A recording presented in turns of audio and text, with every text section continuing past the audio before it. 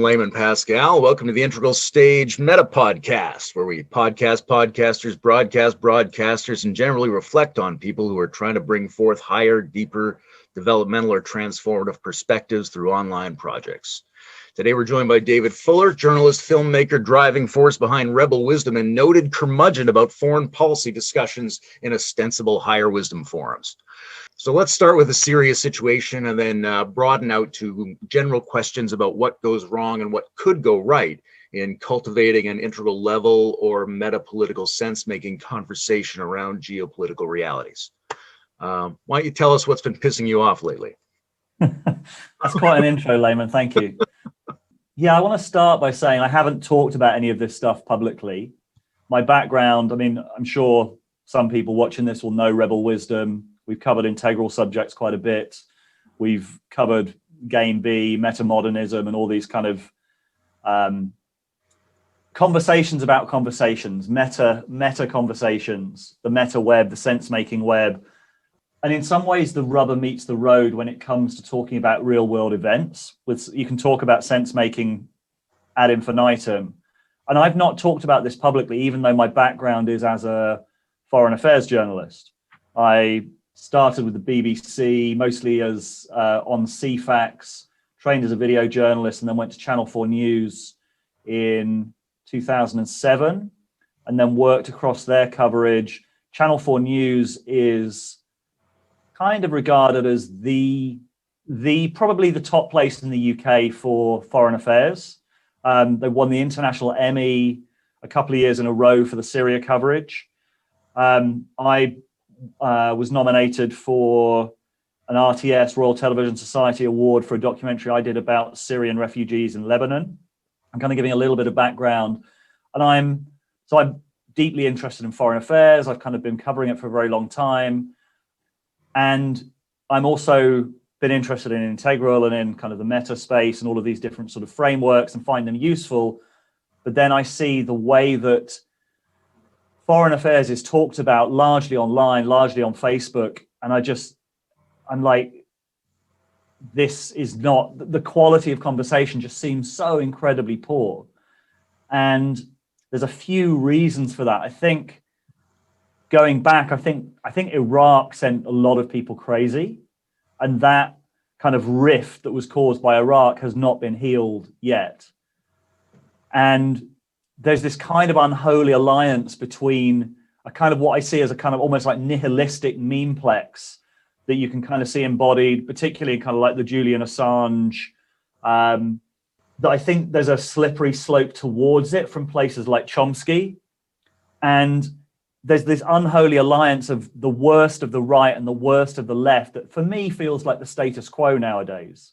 Like my background is, as I would describe it, as liberal interventionist, and to be honest, it feels like one of the loneliest places on the map right now. Like there's no such. I struggle to find other people who even kind of look at the world in the way that I look at the world, and I don't think people are aware of some of the backstory. Like for me, that comes down to a value of, I do believe that there is a responsibility, that we have responsibilities to others. I don't believe that, and I think there's a lot of. That's a very complex picture, of course, because you look at Iraq and you look at some of the kind of cynical uses of that kind of principle. And Iraq, I think, is another question. But I go back, I think one of the things that people are not aware of, we'll come to Syria in a second, because I think people are looking at Syria through an Iraq lens that I think is just, I mean, it's factually nonsensical. Like for people to look at Syria through, oh, this is a American regime change war, is just, I mean, it's just ludicrous. This is mostly, I mean, it's just solipsistic in the extreme to look at it that way, because principally the main players are Iran and the Gulf states, mainly Saudi. It's a Sunni Shia civil war being played out through Syria with America as a bystander, relatively uninvested bystander. But the history that I don't think people, and I want to get this out first before I say things that are going to make people kind of get really upset and turn off. I'd really urge people, there's a book that I'd really urge people to read called Power and the Idealists. by Paul Berman, who's a New York intellectual. He's a left-wing intellectual, and he talks about the history of the 1968 generation. So it's called Power and the Idealists. It concentrates on people like Bernard Kouchner, who ended up as the French foreign minister, created Médecins Sans Frontières, Doctors Without Borders, and Joschka Fischer, who ended up as, I think, foreign affairs minister in the German government as well. But they came from the 1968 generation. They were protesters. They were kind of really anti-establishment figures in the 60s, sort of late 60s riots. There was even a controversy that Joschka Fischer, some photos emerged of him at a riot, I think attacking a policeman, and there was a kind of big scandal in Germany, and there was a big sort of trial by media. And Paul Berman tells the story of this 1968 generation and how they were deeply opposed to Western power, deeply suspicious of Western power, but then they entered government, and there was a gradual realization that was growing through the 90s as this kind of generation grew into power of what do we do about, and it came to a head over Yugoslavia. It came to a head over Kosovo in particular, but also the intervention in Yugoslavia. And the status quo at the time from the British Tory government and from most of the sort of the old powers, British Conservative government and most of the kind of right-wing powers around the world was, this is nothing to do with us. Yugoslavia has nothing to do with us. They're a sovereign nation, all of these same arguments that you get to see now. And ironically, that became one of the biggest recruiting sergeants for Islamism, was our failure to intervene in Yugoslavia in the 90s. There were kind of pamphlets being made, handed out at mosques saying, look, the West does not care about Muslims being killed in Yugoslavia. That was one of the initial kind of, now people look at, oh, well, it's Iraq and we've radicalized, and a lot of that's true, but this was the initial kind of, they don't care about Muslim lives. And there was a growing awareness of that time of like responsibility. What happens when you're in positions of responsibility? And Kouchner and Fischer and many others, this fragile consensus around humanitarian intervention, like genuine humanitarian intervention, grew through the 90s and then was tested and happened most obviously in Kosovo, most obviously in the Yugoslav conflict. And Paul Berman tells this story, and then that consensus was then just demolished with Iraq.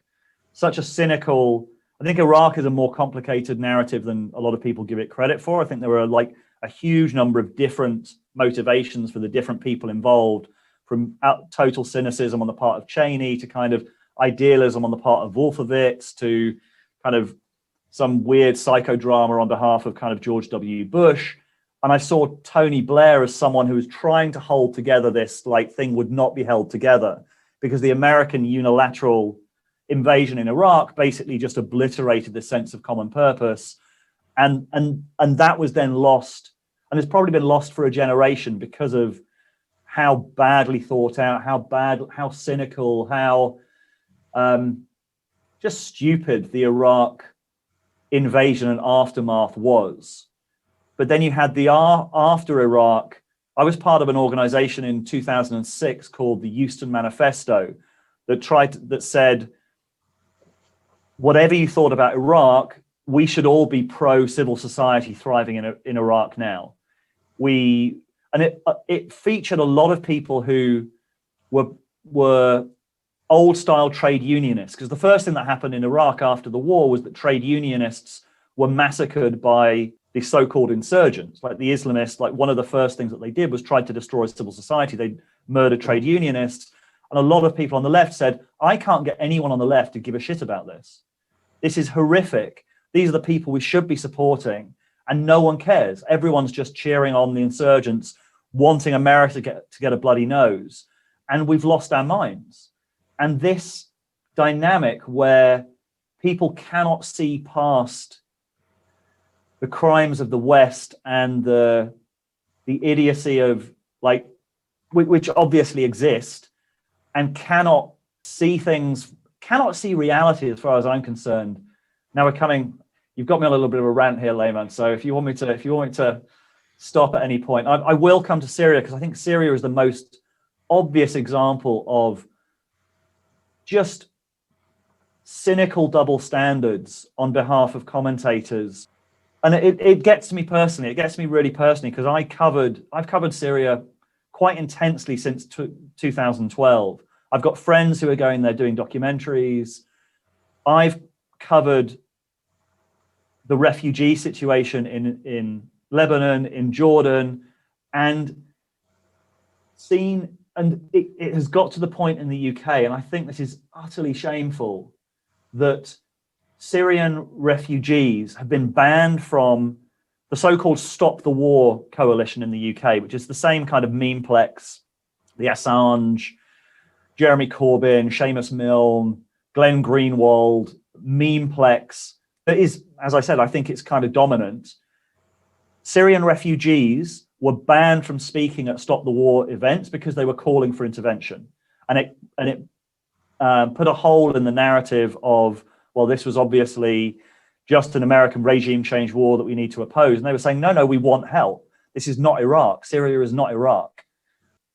I could rant on for a little bit more, but let's pause there because that's I mean, it sounds to me like you're describing a huge tangle of issues, and so like pulling them apart, teasing them apart is going to be interesting. There's obviously ways that particular historical events, such as Iraq, but probably also there have been multiple events like that over the last few generations, have given people a certain flavor. There's also a sense in which there's a lot to critique about the underlying mechanisms and side effects of the institutions that favor liberal interventionism.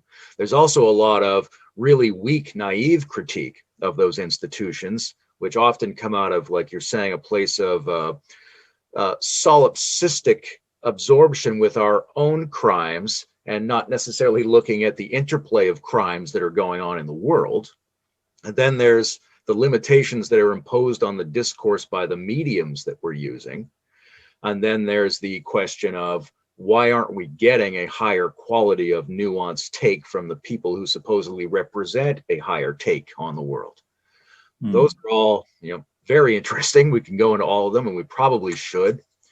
I think I'd like to circle around first to the question of how people discuss these things. Because I can see there's a good argument that sometimes military strikes are de-escalation. Sometimes they're justified. And, maybe this is a territory which isn't exactly under Assad's control. It isn't exactly a strike on Syria. And maybe presidents do have a right to limited retaliatory strikes. And there's all this kind of argument, and that's pretty legitimate. There's also a lot of concern that violence begets violence. This is, we can't keep contravening principles of international law and bypassing the authority structure of our own governments, that we're not very good at interventions, and we're addicted to bad interventions in situations that are more complex than we know how to deal with. And we're just perpetuating a logic that doesn't really do what it wants to do. So those are both two really good perspectives. But the problem is, everybody wants to shoehorn their whole perspective into each news event as it comes up. So when, for example, President Biden sends a strike, suddenly each person is sending a tiny message in cyberspace about a recent event, and they want to incorporate their entire worldview into that. And it's just not going to work. It's too small a space. It's going to get mangled and pressurized and partial, even if it's coming from people who are cognitively more sophisticated than that. So there's a real problem in terms of the medium, but also this feeling we all have that we have to somehow urgently get our whole message across relative to each news article. And there's also the fact that these topics, there's a huge amount of information warfare going on. Like major actors are, especially, take Syria as an example. Syria is probably one of the most heavily contested narrative spaces on earth. And you have Russia and Assad, who are both, and you could argue Western narratives as well. But Russia's got a pretty sophisticated information warfare capability. and also it's very opaque. It's very difficult to see exactly what's going on there as well. And I mean, you pointed to the latest strike, which is what kind of triggered me to kind of break my silence on it a little bit. And that's partly that it's very difficult to give enough context. Like, it's very easy.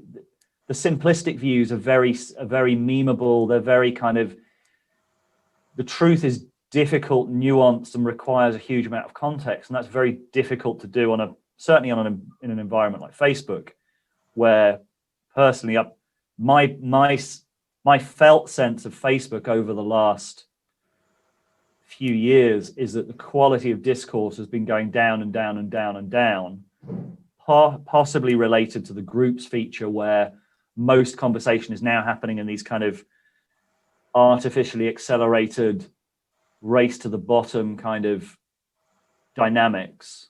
We recently put out something about Clubhouse, as whether Clubhouse can kind of, because of the nature of voice medium and uninterrupted conversation, might be a better medium for sense making. It's possible. But yeah, I did want to kind of finish my thoughts about Syria in particular. Yeah, please, go ahead. As I said, I have been covering it since 2012. And also the wrong comparisons are made. I mean, I'm going to dogleg a tiny bit here. Like, you can't compare Libya, for example, to Iraq. Like, whenever people reel off, like, look at what we're doing in Iraq, Libya, Syria, as if these are completely, as if they're comparable. And people forget, like, when the air strikes were done on Libya, Gaddafi was just about to roll over Benghazi. Like, there was a moment, and even the Russians kind of signed off on that and then kind of regretted having done so with the Security Council. But this is not, these are not directly comparable. But Syria, for example, I don't think enough people know what actually happened in Syria, what the long game by Assad and Putin and what it's involved. I had friends who went in there in 2012 when it was the Arab Spring. The majority of the protests that they were covering were young, enthusiastic, idealistic young people, and the Mubakarat, I've never say that properly, the Syrian secret police basically infiltrated, arrested, and locked up a lot of them in the jails with, and they deliberately locked them up in the jails with a lot of the kind of hardcore Islamists. Because Syria was a massively repressive regime. Most of the Islamist protests against Assad, they were arrested, they were jailed. And from the beginning, Assad tried to, and then it sort of escalated from there. The Free Syrian Army, which was largely defectors from Assad's army, began. And from the beginning, Assad tried to portray it as these are all terrorists. It's me versus the terrorists, the Islamist terrorists. And that wasn't true at the beginning. So he set out to make it true. He locked up the students with the Islamists to try and get them more radicalized. He then released the Islamists and effectively concentrated most of his fire on the more moderate rebels while ignoring the Islamists. The reason that Islamic State grew in the way that it did was that they were basically ignoring it and allowing it to develop. At the same time, and I had friends who were in Aleppo and Homs who made award-winning documentaries from there, and they came back, and I remember talking to them in the newsroom. And this guy had been all over the world. He'd covered warfare, he was not new to warfare, and he was deeply shocked when he said, "I've never seen anything like this. They're deliberately bombing civilian areas." He said the only reason he could think of was just to radicalize them further. I mean, these are barrel bombs pushed out of helicopters onto civilian areas. With, as far as he was concerned, there was no military reason for it, but what it did was sent people more and more crazy. It made them more and more angry. It made them more and more radicalized. And this was a deliberate ploy from the beginning of Assad, of like war crimes. And then when Russia got involved, America they said they had a red line in terms of kind of the gas attacks. Again, people kind of talk about, Duma.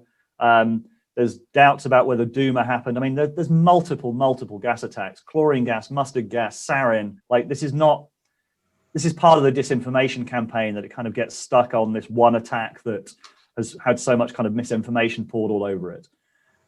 this is happening. America said they had a red line. They then kind of pulled out of that red line. I think it was 2014, 2015. And then Russia saw an opportunity and got involved in the conflict. And the sort of things that Russia has been doing in Syria since then, no Western country could ever get away with.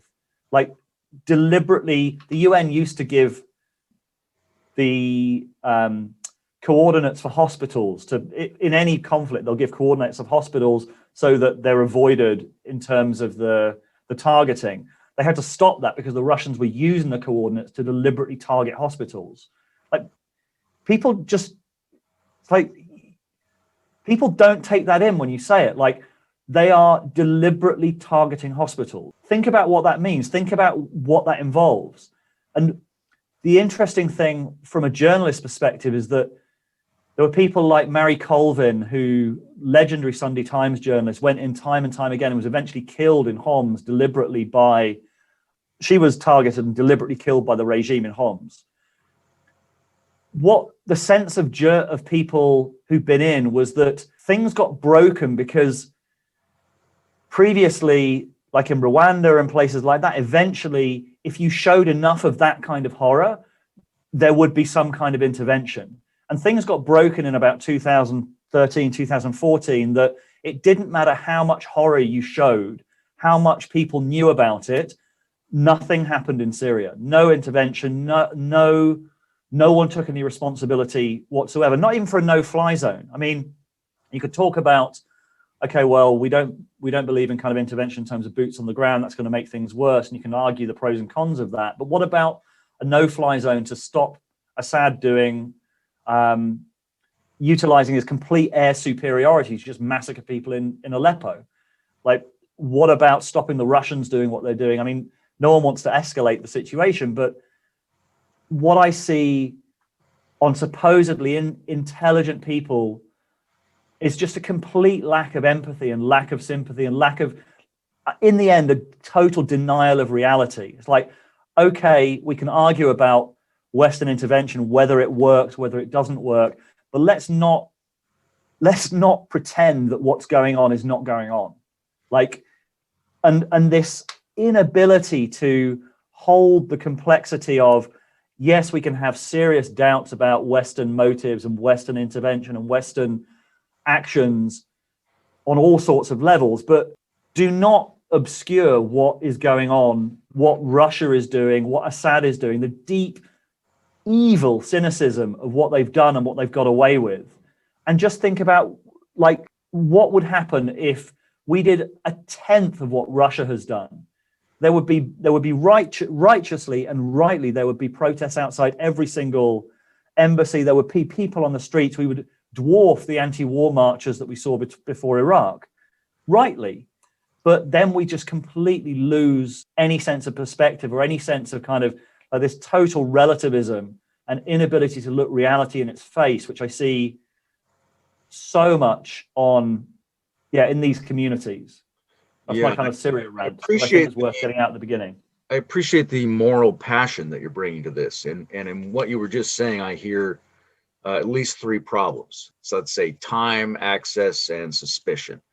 The time problem is that it takes extra time. You have to spend time with something, with some information, with an information source in order to start to appreciate the nuances. And one of those nuances, allowing yourself to have a moral response to what the complexity of that landscape is.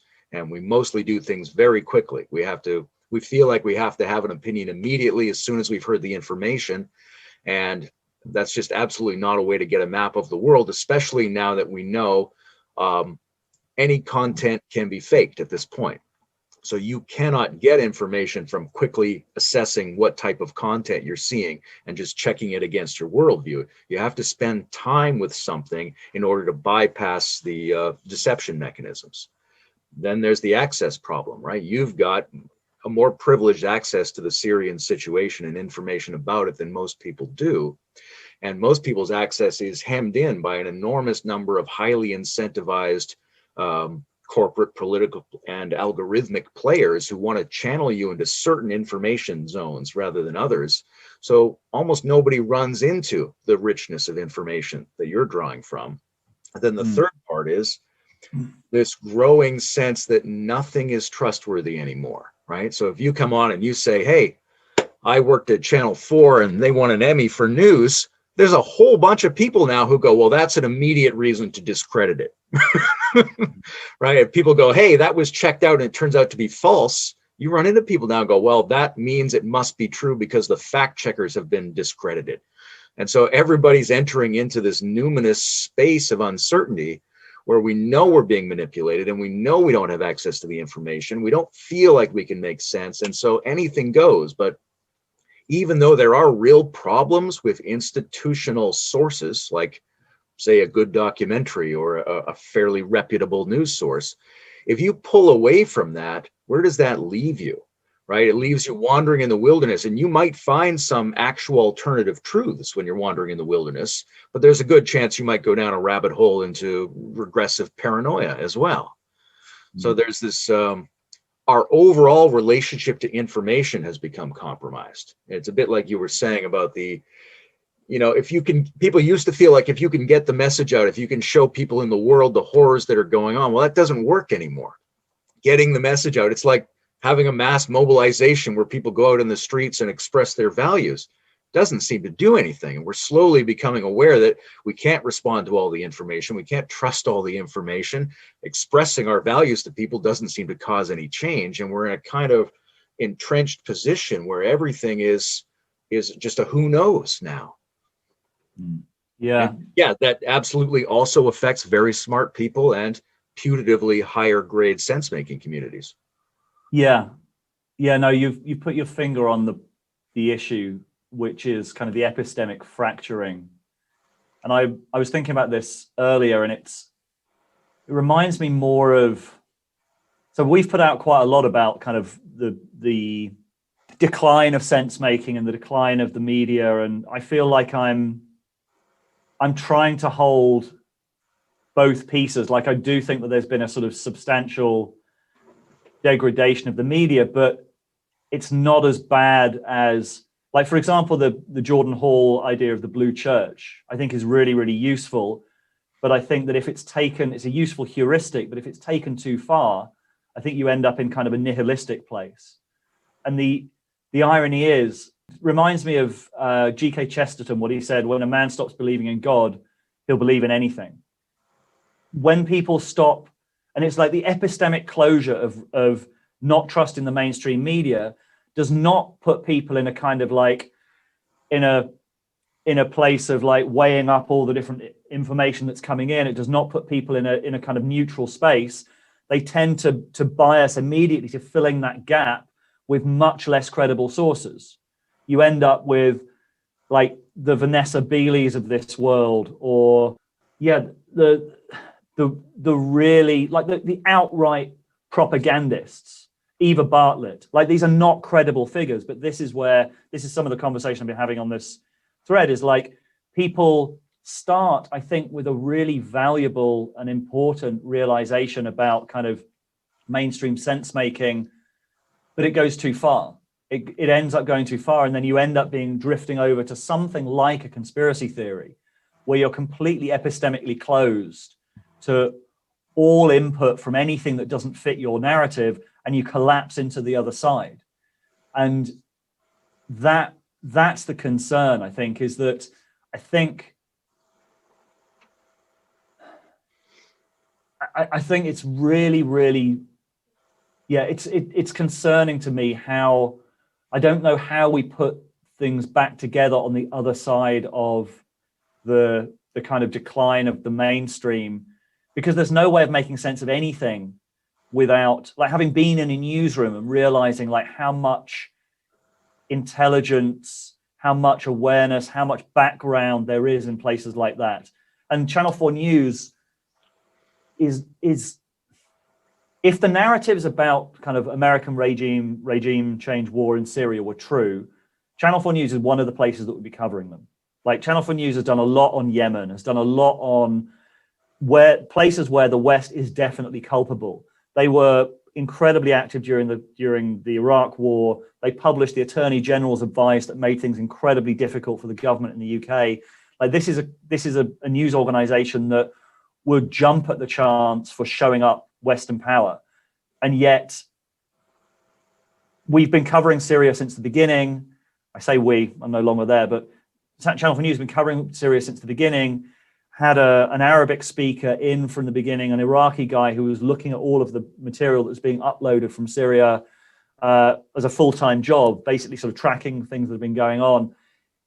It's not, there are issues with the mainstream media, but it's not that bad. Like, it's not that corrupt that you can reject everything that comes out from, and then, because then you're just left with this very thin sliver of,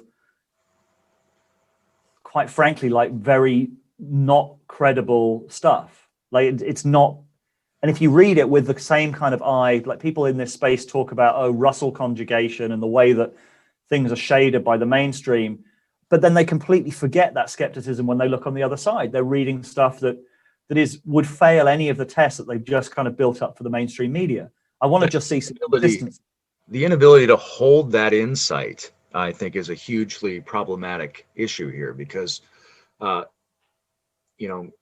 just with mainstream media, but whether you reject mainstream media and move out into alternative information zones, there's a huge amount of responsibility on you. If you're going to go into wildernesses, you have to change yourself somehow, right? And so we have these communities, for example, the integral political community, where people who know, right, they could, it's a bit like teaching to the test, right? You go in school, you learn something, you put it on the test, and a week later, you don't remember it and it doesn't mean anything. So you remember it in certain situations and contexts, but it's not really assimilated into your being. So you forget it in any other context. As soon as there's an incentive or an identity, as soon as you have to do anything, it goes out the window. So yes, a person can sit back and say, I've got a very big picture meta take on what the world situation is.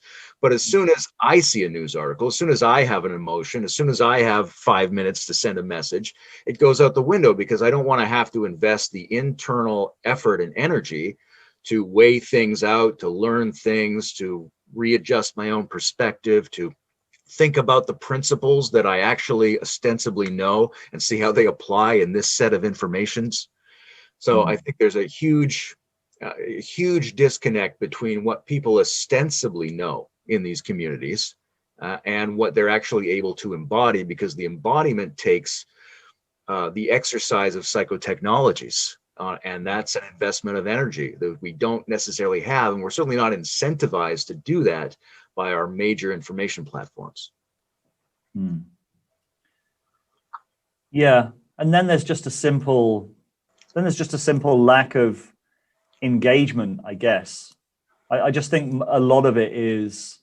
That's right. But then again, like another, engagement is an energy expenditure. And we don't feel like we have that energy. We don't want to put that effort in. And we're constantly suggested to now that we may not have to. Like the way Facebook works is, here's a bunch of things that are tailored exactly for your currently existing framework. They don't require any energy from you. So you feel like, oh, I can use that part of me that requires no investment of energy into discernment. So we're slowly acclimatizing ourselves to what I think of, in my mind, I think of it as a medieval framework where we just have our quick response. And we don't feel morally obligated to make an internal energy investment to make sense of the world. We feel like that should be handed to us immediately. Yeah, I mean, I've seen it as we're kind of in a no man's land. I mean, from the widest perspective, we're moving from one stable structure potentially to another. I don't know. I mean, we're certainly going through the valley of sense making in terms of moving away from the kind of mainstream, offloading our sense making capacity to the mainstream, but we don't yet have a kind of decentralized way of coming to truth. And it feels like a very dangerous place. And also, I think a lot of people don't have enough awareness of who the bad actors are. Like there's a really amazing book by Peter Pomerantsev called This Is Not Propaganda, where he looks at effectively how propaganda is used as a weapon around the world. He looks at Russia and Ukraine, he looks at the Philippines, he looks at different areas. And he was the guy, Peter Pomerantsev was the guy who a lot of people will be familiar with Adam Curtis. And Adam Curtis, I think in Hypernormalization, talked about Vladimir Surkov as an advisor to Putin. And Surkov came from reality TV. And he basically, his technique was to fund all of the different groups that might oppose Putin and then let it be known that he'd done that. To basically to call into question anything and everything that you're seeing. And it was a very nihilistic strategy that was very, very effective. And Peter Pomerantsev was the guy who highlighted that in one of his earlier books called Nothing is True and Everything is Possible, about Russia and about how Russia, kind of the post-truth virus, took root originally in Russia because their system was obliterated in 1989. And it's a very, very powerful memeplex. Post-truth nihilism is a very powerful actor. And he then came back to the UK. So Pomerantsev was also working in reality TV in Russia at the time and saw this happen, came back to the UK, and then saw the same post-truth virus spreading in America and in the UK. And then his latest book, This Is Not Propaganda, looks at kind of this post-truth landscape and who the most powerful mimetic actors are. And one of the most powerful mimetic actors is the rejection, like the belief that is kind of widespread in a lot of these communities as well, that Russiagate was a whole load of nothing, for example, in the US. Like it was overplayed by the media, by the kind of mainstream media for sure. But it wasn't nothing. Like Russia is an incredibly powerful information actor and was up to no good. And there were kind of nods and winks between the Trump campaign and the Russians. Like the fact that has been dismissed and is kind of accepted wisdom in so many of these places that there was nothing to it is itself information warfare. So the information warfare around these, I think, personally, I think there's an incredible naivety. And I think part of the suspicion that a lot of people have of mainstream narratives, that they can sense on some level that they're being lied to, but they're being lied to by a lot of the new media sources that they've replaced their kind of legacy media with. Like that's where most of the like mint press news and places like this, these are information warfare actors. Whether they're directly funded by Russia or whether they're funded by other people who are trying to cause misinformation, I don't know, but a lot of these places are. So I think there's this kind of sense of like, I can't trust anything. I'm being lied to, but I think they're being lied to by a lot of the places that they're finding their alternative news. There's a kind of cynicism, a weird cynicism towards the mainstream that they then lose completely on the alternative media environment. It seems like there's different populations with different senses about whether they lean to the alternative or they lean to the mainstream, because the mainstream still has a huge amount of dominance in a lot of areas of the world.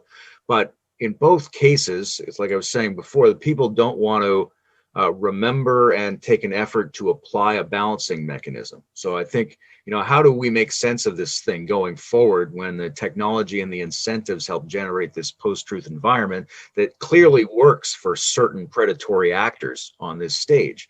So we need sense-making heuristics of various kinds, right? So one of them might be a very simple way as well. In order to begin to evaluate a situation, you first rule out the mainstream narrative and whatever you think is the alternative narrative. Like just take both of those off the table to begin with and then start to have a look. Now you might regenerate either. It helps to define what you mean by the mainstream narrative. I try to, I've used it a few times in this conversation, but I try and avoid using the word mainstream media because I think it obscures far more than... It's a vague term. Because it makes sense for people who are looking to alternative news sources, right? And they have a feeling that they are being deceived either overtly or through the implicit background of the general media environment. And that's not a dumb perception to have, but it's dumb to buy into it and immediately flip to the other side and then believe whatever the alternative is selling you. Sort of like the I mean, I started to think about this a lot around the 9/11, what went on there, right? It would be somewhat foolish to believe the political authorities of the United States and the media enterprises that back up that story, because there are discrepancies. However, it would be equally or more foolish to simply believe anybody who tells you that that narrative is false, right? That the basic dualism seems to catch almost everybody. Either you're on the side of the story we're all telling ourselves through the major networks and the major news stories, or you're the adversary of that, and now you're extremely gullible to any alternative source of information. We have to fight that gullibility in both directions simultaneously just to start the conversation that we need to have. And I think there's a nuance that needs to come in. Like, it's true that the media has certain inbuilt biases, but I think being aware of what those biases are and not rejecting it outright. Like, because it is a simple fact that there are still more consequences and more fact checking going on in most of the mainstream or legacy media. Like, there are still not as many consequences as maybe there should, but there are still consequences for getting things like really factually wrong. Like, there is still some correction process for those kind of things. We definitely don't want to dogleg into 9/11 because that's a whole massive can of worms. I would ask if have you read the book The Looming Tower? I've read bits of it.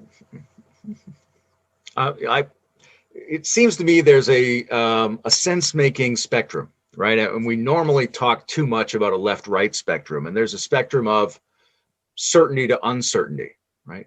So I just immediately believe a piece of information I came across and my feeling about that right up to I have no idea what's going on in the situation. And everybody's choosing a spot on this slide rule. Like, I remember when I first heard about the General Soleimani assassination, my first thought was maybe the Ayatollah was in on this. Like, I don't know. Like, I don't know what the appropriate parameters of evaluating any news story is.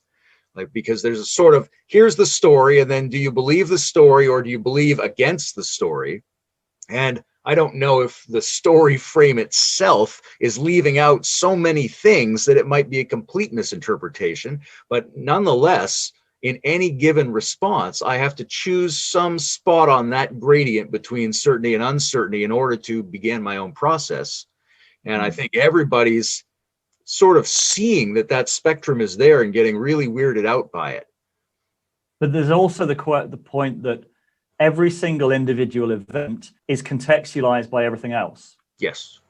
Like, for example, the Soleimani assassination, like knowing, for example, whether the Ayatollah might have been in on it, to know whether that's like a logical leap or not, you have to know so many things about kind of the power structure within Iran. You have to know kind of what's the current state of like the Islamic Guard, like has he fallen out with it, et cetera, was Israel involved? Like, all of those questions are context dependent, which is also why we probably have a different view on 9/11. But like for me, I think 9/11 is a perfect example where people get lost and argue over the minutest details of like construction or the free fall speed of buildings or whatever. And I've yet to hear anyone answer, like, for me, why I don't believe the conspiracy narrative is fairly straightforward. And I've never heard anyone kind of address this. It's that if you believe that they were capable of pulling off something like that, why could they not link Iraq to it? Why did we go through like 2 years of tortuous presentations of like Colin Powell to the UN trying to kind of, oh, well, there was one meeting between Mohammed Attar and Iraqi intelligence in Prague that probably didn't happen. It's like, if you could create an event like this, why could you not create a far more convincing casus belli for invading Iraq? Absolutely. Like that for me is one example, and that's a contextual thing. Or why would you make all of the hijackers Saudi? That's incredibly embarrassing. Like, And these I are the think things. that's a great example of it going two ways, right? Like in some ways, it's the same kind of thing of going, here's a narrative that seems to emerge from the international authorities and the major media institutions, and we could pick that apart a little bit on some anomalies and on some questionable sources, and why would it be done that way? Now, that exact same thing applies to whatever the dominant conspiracy narratives are. Right, that's what you just did was, hey, well, here's some, you could make a documentary about why the conspiracy narrative has some weird anomalies and why would they have done it this way and why didn't they do it like this. So, in my own, just personally, I don't really take any position on anything. I just sort of assign probabilities in an uncertainty, right? This is the story we hear mostly on the news. It's got some weight to it. Here's an alternative story. It's got some weight to it. Here's another story that I don't even know about. It might not be either of those two things, right? We could be way off on certain bits of data that I don't even know which bits of data are incorrect. Maybe it's something so weird that it's much easier to believe either the mainstream or the conspiracy story. So I'm looking at a set of possibilities that's more like a quantum wave distribution. Where's the electron? Well, it's here this much, and it's here this much, and it's here this much. And that's in physics, that's a more precise way to try to figure out what you're dealing with. It feels very a bit anxious, that people feel like they want to really lock one down. Either I'm going to go with what I feel like what Weinstein calls the gated institutional narrative, or I'm going to go with a very visceral narrative that attacks that narrative. But what people don't want to do is show up in the uncertainty of the fact that we all just don't know, and we don't know what we don't know, and we have to go ahead anyway. And there's multiple interpretive players in any space, and we have to somehow take that seriously without ceasing to move forward. Yeah, and it's very rare to find someone who can actually walk the walk with holding possibilities rather than collapsing into certainty. I think someone like Daniel Schmachtenberger does it among the best that I've seen. Like he does genuinely hold things with like, I'm 20% sure about this, I'm 50% sure about this. And you can sort of see him going through that process of reassessing his kind of beliefs in real time. There's another factor here that I think has to be introduced, and that's the psychological dimension. Sure. And I think like we're attracted to different narratives for psychological reasons. And that I think has to become part of the conversation, at least from the ability of us to start inquiring into like, what is my psychological attachment to this particular narrative or to this particular kind of memeplex. And it's difficult to do because it feels like it's kind of an ad hominem argument. But for me, a lot of the reactionary anti-imperialist, like America is always to blame or the West is always to blame, and I'm just looking for the facts to kind of make that true. To me, that feels very infantile. It feels very solipsistic. It feels very, it for me feels like a kind of unresolved parental dynamic. But I think we need to bring, I don't think we're going to be able to get to a place of like a sense-making map of like where the different sort of memeplexes are and what the different attachments are and what the different kind of strange attractors of the information landscape are without that dimension being brought in as well.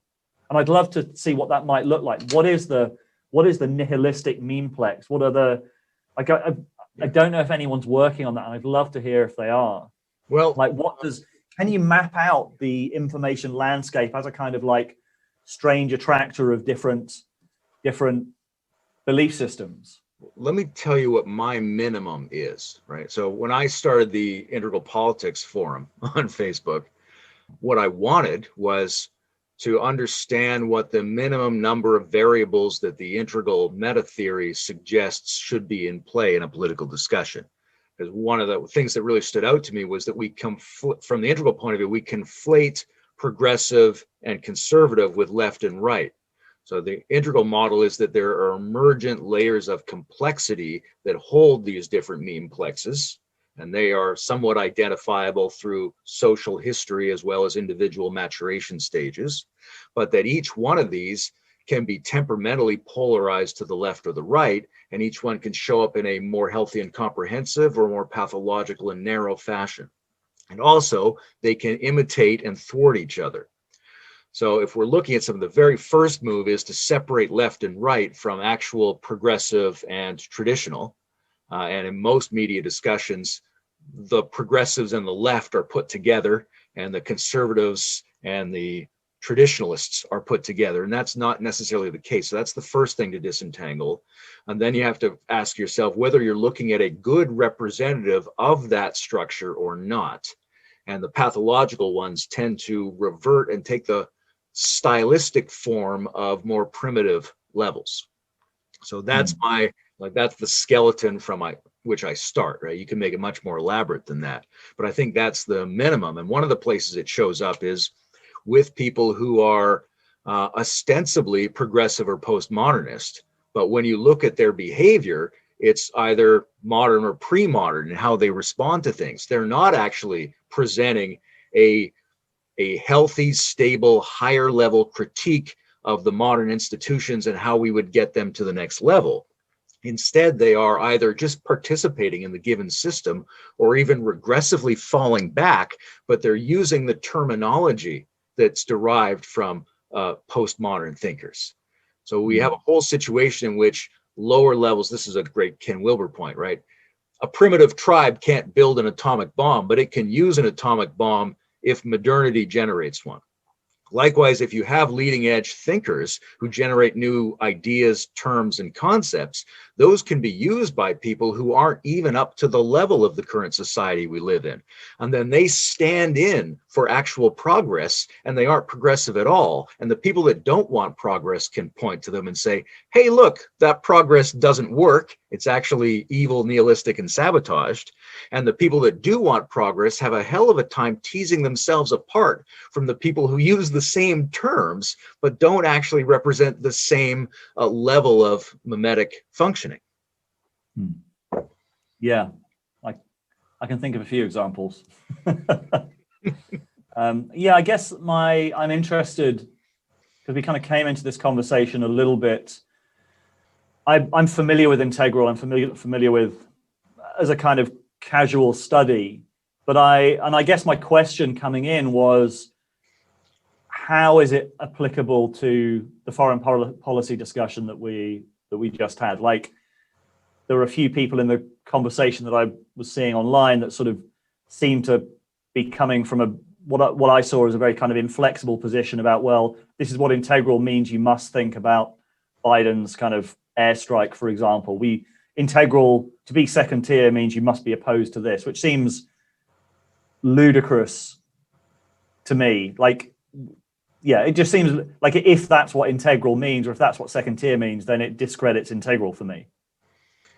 Obviously, what we predict would happen is that in any of these conversation spaces, you're going to get people showing up from different temperaments and different biases, right? Even if they can all use some of the same terminology, right? So one of the most important things in integral thinking is not that there are these levels, but these levels apply to different lines of intelligence or different modules of functioning. The fact that you can talk it doesn't mean you can feel it or act on it emotionally. Those are their own quasi-independent forms of development. So in any space where people can have, a second tier type discussion, they're all going to be coming from different polarizations and different lower levels, usually in their own emotional and moral temperament. So we're anticipating that that's going to be the complex layout of these spaces.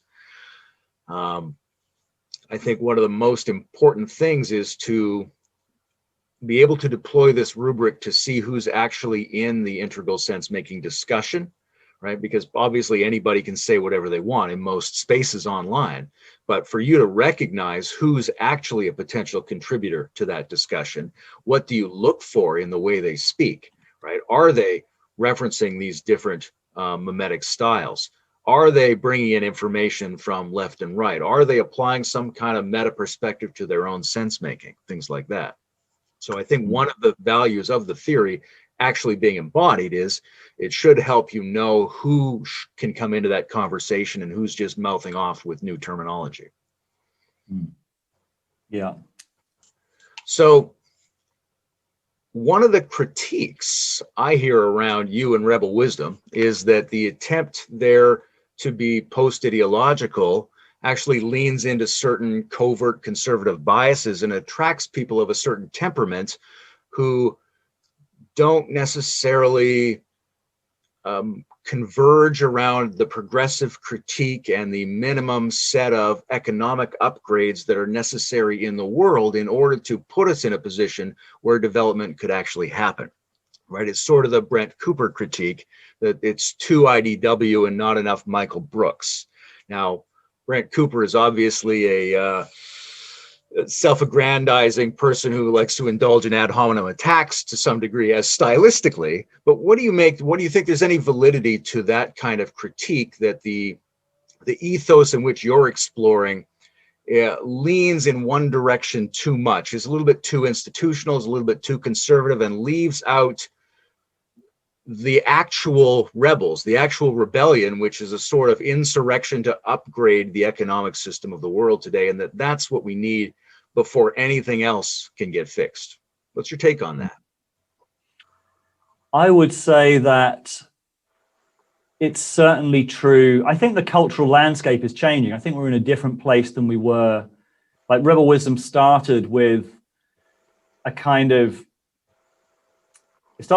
of films about Jordan Peterson, as Jordan Peterson being like, and when I first saw Jordan Peterson, I was like, wow, this is exactly the message that I kind of thought this is going to go viral. This is exactly the message that is being edited out of the kind of low resolution liberal worldview, and the return of a sort of solid conservative perspective is necessary.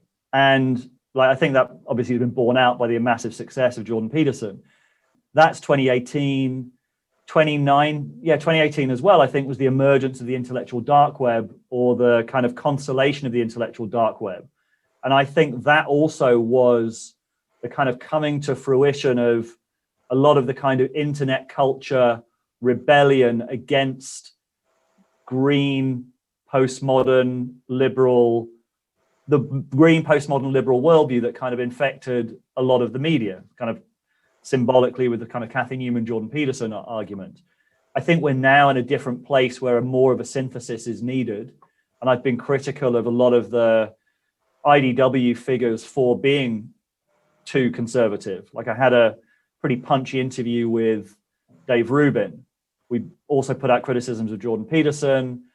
It's never going to be enough for the Brent Coopers of this world. But I've also got, have you heard, I mean, everything we've been talking about here would be implicitly critical of the Michael Brooks left. Like, I'm very familiar with the Michael Brooks left. One of the great tragedies was that I was due to have a conversation with Michael Brooks shortly.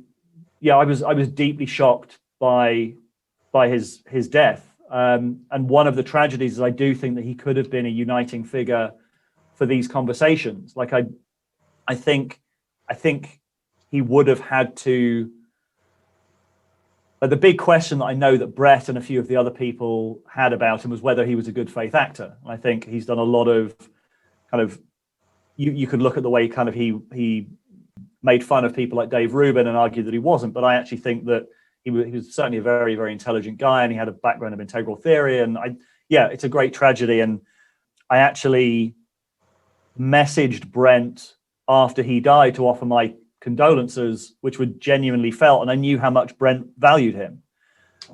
Brent somehow took that as me rubbing his nose in it or something, which I find deeply shocking. But there's a whole history there with Brent that I think a lot of people have had. But I did want to put that on the record, that was a genuinely felt sympathy, and an attempt to reaching out that obviously didn't go very well. So I do think that Rebel Wisdom has built up a YouTube audience that want a certain type of content. And when we put out content that's not along that line, we do get some pushback. And that's something that I'm trying to navigate.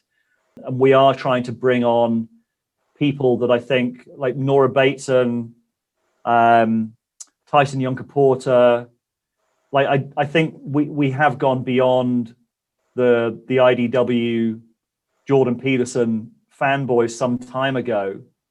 Is there more that we could do in that conversation? Potentially, but the fundamental disagreement that I would have with someone like Brent is that I don't think that fundamentally we're dealing with the meaning crisis for me is not an economic thing. Economics and social, it's a factor, but I don't think that's where the solutions are going to come from. I don't think the solution is that Bernie Sanders should have been elected. I think the solution is, I think it's a much more wide dissolution of old structures, and that the solution for that is at the level of, I think Peterson is effectively right, that the right level of engagement is the theological. I think we're going through a deeply theological, a deeply kind of religious, spiritual crisis, and the solutions for that are on the level, like my critique of Peterson that I'm going to put out at some point soon is that I think his philosophy was necessary but not sufficient. And I think why it was not sufficient is really interesting. I think we are going through a deep, the deepest shift that human culture has probably ever gone through. And I think that's where I'm interested. And also at the same time that you can argue that there's I wouldn't say conservative bias. I mean, you could argue that. I still think, even at the same time that I think we've moved on in terms of the critiques of culture that we were kind of highlighting in 2018, which was like, there's huge blind spots in the liberal worldview that we're just not seeing. And that's a big problem. You look at the way that the American media in particular, I don't think the conversation is getting any healthier. Like you look at what's going on inside the New York Times or inside a lot of the news, like Matt Taibbi in late summer was saying there's been effectively cancel culture revolutions inside many of the institutions. I think that hasn't gone away. Like the dynamics. I mean, one of the things is that in 2018, I think I stuck my neck out and we stuck our necks out making these points about cancel culture. Like most of my friends are on the left. I come from the liberal left, and I think I stuck my neck out making these critiques. In the time since, most of the people that had criticized or had questioned that have now come to me and said, look, I know what you were talking about. That's happened to me now. I've been attacked by people within my organization. I'm realizing, like, the number of people behind the scenes who are saying, look, I don't know how to deal with this kind of woke criticism from bad faith actors within my organization, and I don't know what to do about it. That's only increased. So at the same time as I think we're at a different place in terms of the culture, I don't think that it's got any better. I think that the nature of the cancel culture, accusations of racism, sexism, and bigotry inside institutions is only getting more and more. It's only going one way as far as I can see, especially in the States. So how do you hold that with a recognition that? And I do think the IDW was effectively reactionary. I don't think it was reactionary. It was reactionary to something that needed to be reacted to, but it didn't hold out, okay, what is the place on the other side of this? What is a second tier solution that integrates the best of green, that integrates the best of the critiques of modernism? And I don't think it did that. And I am interested in, like, what does that look like? That's the fundamental conversation that I think needs to be had. And I am interested in hosting that and in inquiring into that. You know, one of the main pieces of the integral view is that you've got these different quadrants that are simultaneously active all the time. So that you can never really make a sociopolitical solution or an only material solution or an only psychological solution or an only shared ethos solution. You've got to deal with them all. But in terms of figuring out what we do collectively to make change, it's very hard to figure out what has to come first. Like, one argument is you need to depressurize the socioeconomic situation before any of these things can happen, before you can get any real upgrade in sense making. But on the other hand, how could you even do that unless you already had some higher level sense making that deals with the fact that people are extremely discoordinated, extremely turned against each other, and extremely disengaged from humanitarian factual reality? So there's no real and also that the situation in America is incredibly, like, we're in a very different position in the UK. We have a national health service. Like, the corporate stitch up of America is unbelievable. That you're leaving university and kind of like in servitude effectively, with very little, like there's almost no holiday pay, there's almost no maternity pay, there's no health care, like there's very little public health care. Like it's truly shocking. Like, genuinely, I think if I'd lived in the States, I would probably have a different view on the politics of the situation. I mean, that's worth saying as well. Like, I think we are in a very different place in Europe. So the other thing I thought of that I wanted to mention a little bit that I think is connected to the foreign policy element, as well as the, how do we analyze the situation, how do we go forward element, is the integration of aggression, because that's one of the areas in which the green mimetic zone has traditionally not been very good. And it shows up as their unwillingness to take stands in terms of military intervention, in terms of border security and things like that. Not that Bernie Sanders wouldn't protect the borders and do appropriate military strikes if he was in charge, but he doesn't lead with that, right? There's a sense in which aggression is not of interest to a lot of those people. And I think that's a real deficit in a couple of ways. One is that it causes a lot of people in the so-called progressive left, who have a lot of really good ideas about how society should be improved, to be unaware of their own aggression, feeling like they're not aggressive and hyper reacting to other people's perceived aggression as a kind of transference mechanism. I think it leaves them unable to form alliances with traditionalists, which they would need to do if they're going to outperform the modern neoliberal centrist structure. And also it makes it difficult for them to find the right-wing postmodernists, who are the other half of that pluralistic system, right? They need to be able to get on board with the Joe Rogans, right? With the people who have a lot of healthy appreciation for their own embodied aggression. And if we can't do that, then we can't get a lot of green. And if we can't get a lot of green, we don't have the bridge and the pool of people from which to draw to upgrade a lot of people into the so-called second tier way of seeing the world. So this response that we have to military strikes, and obviously we indulge in way too much casual violence that does nothing. We've got to really scale that back in a lot of areas. But the in principle rejection of aggressive moves is like a black hole within the community who are trying to bring forward these higher ethical and social ideas, in my take. Yeah, that's a very good point. It's also leaves people disintegrated, and that's the sort of central kind of critique from the right, like the soy boys. Like there is something essentially disintegrated about not making friends with your anger and aggression, and then it leaks out sideways.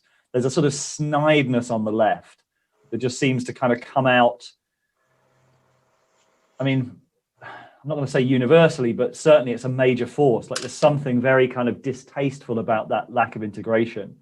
And I think you're right. I think it does have something to do with like the total rejection of anything that feels like healthy aggression, healthy boundaries, healthy action. And it's something, so we've done men's work as well. Like we've done men's retreats, and part of the men's retreats that we do is there's a big piece in that about tapping into your anger in a healthy way, because it's your life force. And your frustration about, make friends with your frustration. Your frustration is trying to tell you something about some boundaries you need to set, or some actions you need to take, or some things you need to do. And almost universally, I'd say that's the piece that the guys who come to our men's retreats are missing. They just don't want to be like those other guys, those angry guys. But unless you've made friends with it, unless you've integrated it, it will take you over at some point. Life will trigger you, and it will come out in a way that's uncontrolled, and people won't trust you because they don't know what you're capable of, because you don't know what you're capable of. And I think that's true at the individual and the social or national scale, right? That the phenomenon of Trump and the phenomenon of Brexit sort of indicates that the dominant liberal left has not taken the need for aggression, the need for boundaries, the need for patriotism, all of that stuff into account as an energy source. And so then they've ceded that to ethnocentric regressives. Yes. And if we're not going to incorporate that, then somebody else will take it up.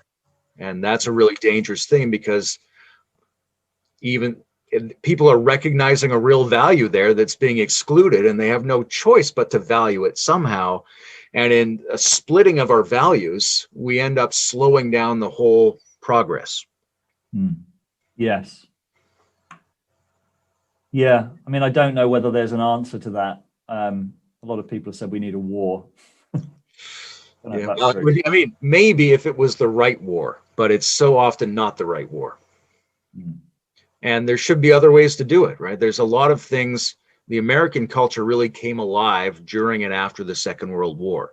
And it sort of catalyzed the energy of an upgrade for a lot of reasons. One is economic. They left factories all around the world and they didn't really have any enemies. But a lot of it was the nation came together. People came outside of their usual behavioral patterns and they mixed together in a common crusade of some kind. And that turns out to be an enormous part of building collective spirit.